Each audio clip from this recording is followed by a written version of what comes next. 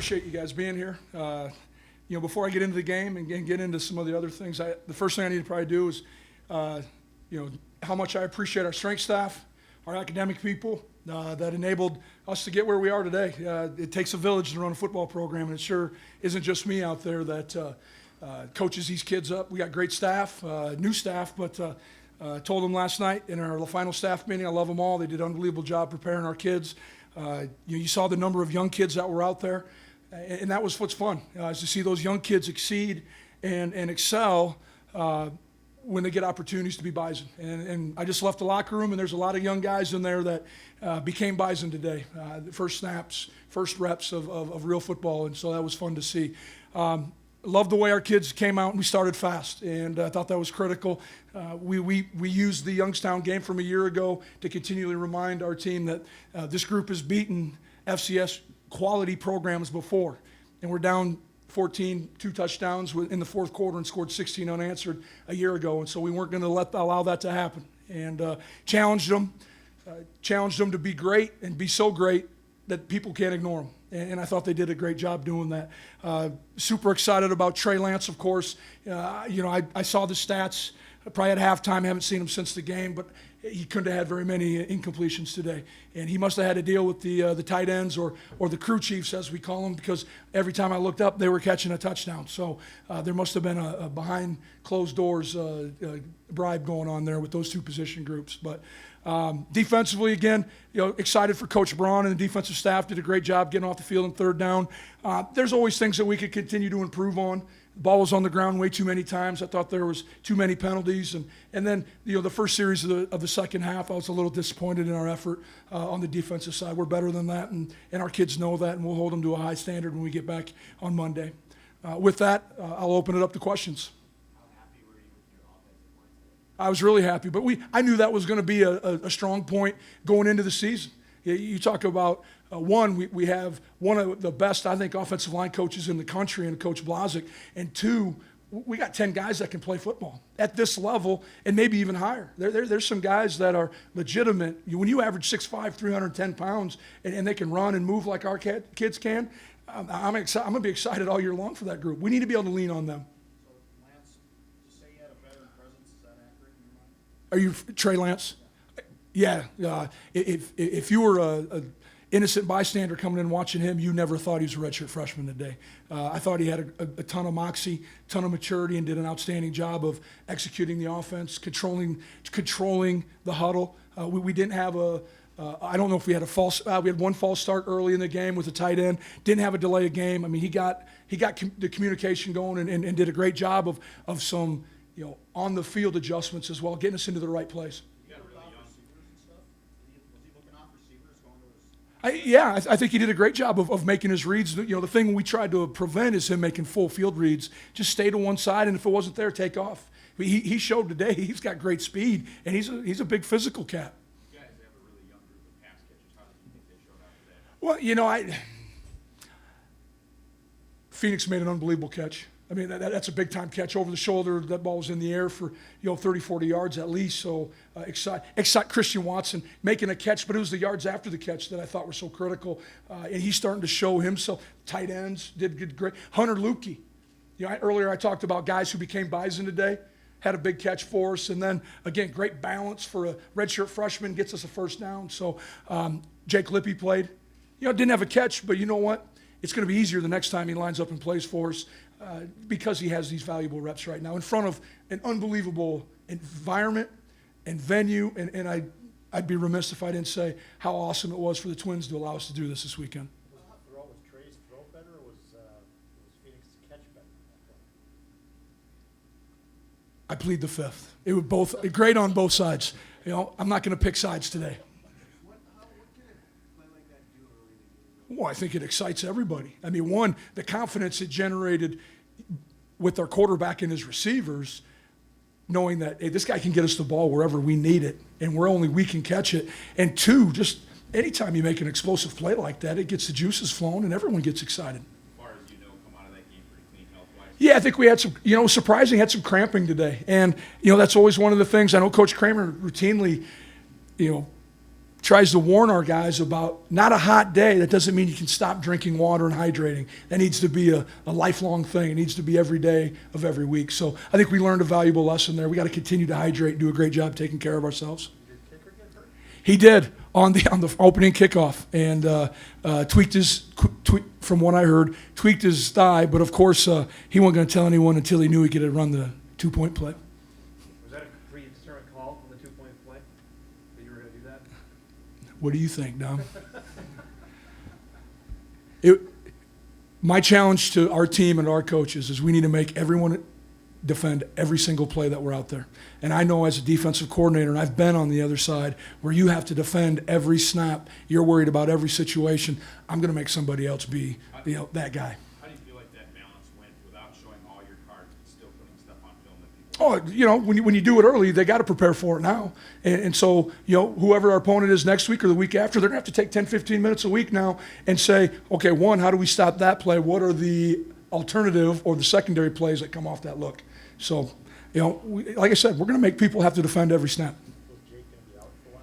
Don't know the severity of the injury right now, and I'm keeping my fingers crossed he's going to be okay. He's a good one for us. We need him back. Matt, was accepting if you won the coin toss, accept the ball, was that also? You know what? It was. Had a long conversation or thought about it last night. Didn't know what the weather was going to provide. Originally came to the ballpark thinking we'd defer if we won it. Then all of a sudden got here and the sun was out, and I felt the left field returns could be difficult in the second half.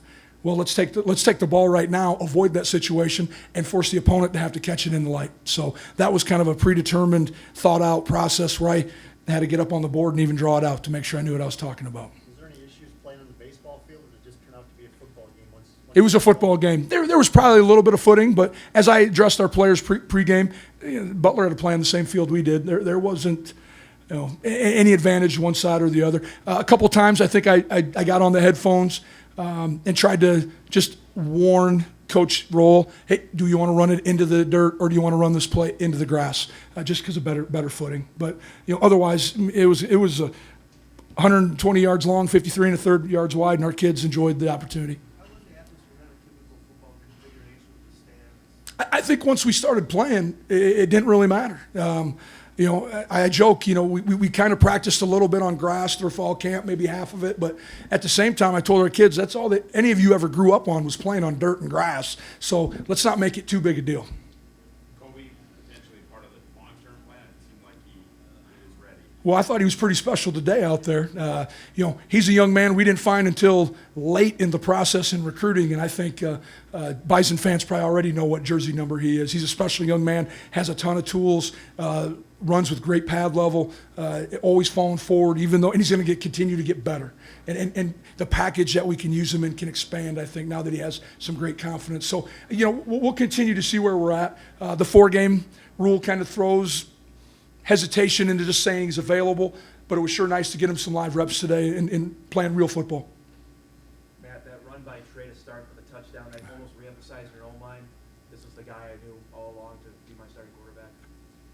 It did. I think before we ever even kicked off, I knew that I'd picked the right guy. And so not being arrogant, but just seeing his progression over the course of the last 10 days, extremely impressed. And I'm impressed with that whole room, the professionalism that those 3 young men have shown, the willingness to help one another get better. But he did. Now, the one thing I did tell him today is he tried to run that one defender over on the visitor sideline. I said, hey, that's a one-time deal. If we get the first down, let's get out of bounds. It's a long season. We need to make sure that you're going to be okay.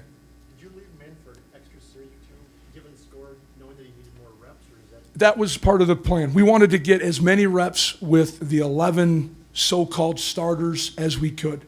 Playing in a game is different than practice, of course. Practice, you get a bingo things, you get a stop and coach. Now we're making full-speed decisions. We needed more of that out there. I was the one that, hey, if we get a 3 and out, we're going back out there with our ones. And that was my call. I just wanted the 5 starting O-linemen to continue to hear each other communicate, to hear the communication in the huddle. We have a long ways to be where we want to be, but so we need to take advantage of every snap we can get. You imagine Ellison back next week?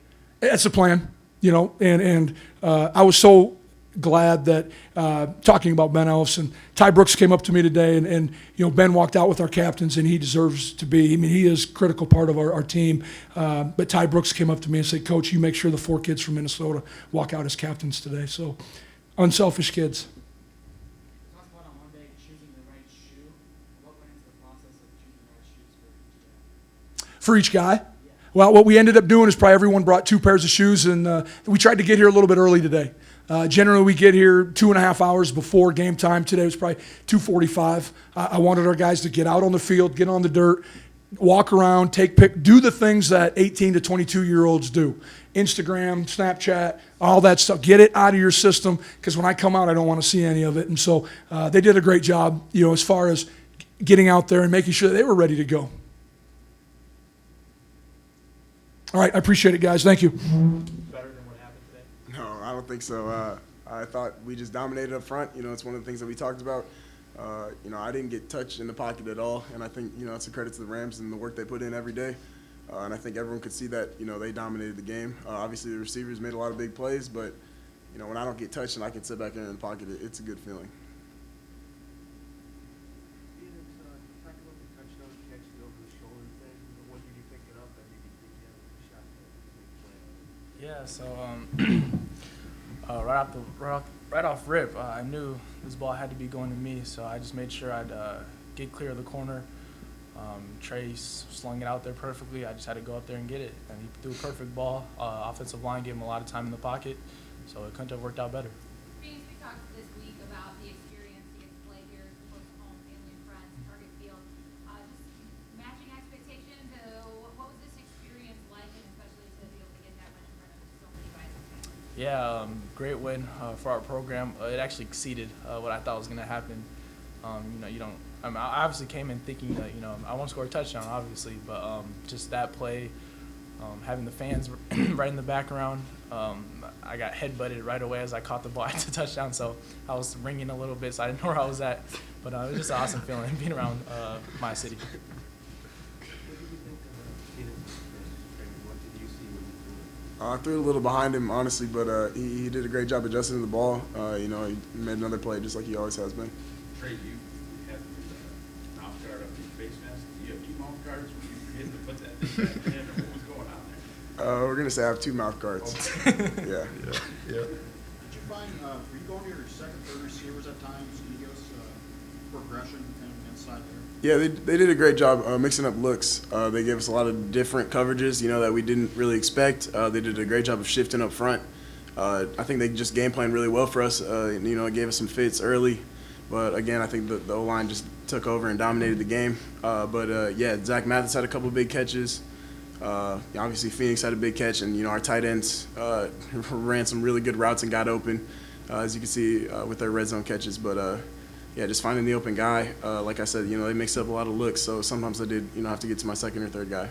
James, any comments on some of your younger teammates, defense, maybe some guys that hadn't played it on before? The biggest thing is before the game, I was just telling them, we got some young guys on our team and just in general, but, we prepare better than anybody in the country. So just telling them that they're ready and they just got to cut it loose. And that was really intriguing to see new faces. Coach Entz was talking, new faces on this team, but it's still the same Bison. And they were making plays, and it's just going to be a new look team, but, they're ready to make their plays. That 2-point conversion, how excited were you just to know that you guys were going to pull that one off? Yeah, that was awesome. We've been repping it a little bit, and just we're curious to see how they lined up to it, because obviously we've never done that in the history of NDSU football. So, they gave us a look that we really liked, and I told Riney that we were doing it, and we'll see what we get with it, and worked out perfect. You gonna count that as a first touchdown pass for the former quarterback? No. We still got to get that. Dre, on a couple of your runs, you kind of look like decent in the last couple of years. So I got to know, would you be doing the foot race? We're gonna go with the no, not yet. No, not yet? We're gonna wait. Yeah, We're gonna wait on that. Yeah, he looks like he's moving on TV. So. Coach said he told you to go out of bounds. Late in the game, you kind of ran over a D-back there, and you kind of had a little talk with you. How'd that go for you? Yeah, it's a long season. That's kind of how the talk went. But Trey, you that's all I'm spent saying so about that. much time coming in last year, in your 4 games and running the ball. How excited were you to be able to let it rip, kind of show people, introduce yourself to the college Yeah, I think I kind of came in a little bit of a mindset, that I wanted to prove myself. And, that's one of the things that Coach Entz talks about all the time, especially for this game, be so good that, they can't ignore you across the nation. So I think that's one thing that really stuck with me coming into this game, just to prove myself, all the people that, didn't think I could throw the ball. But, again, receivers got wide open. Pheonix, Zach, tight ends got wide open. So, I think anyone could have made those throws. Dimitri, you had your first, I would say, more full-time running back experience today. Real close to home. What was that like today?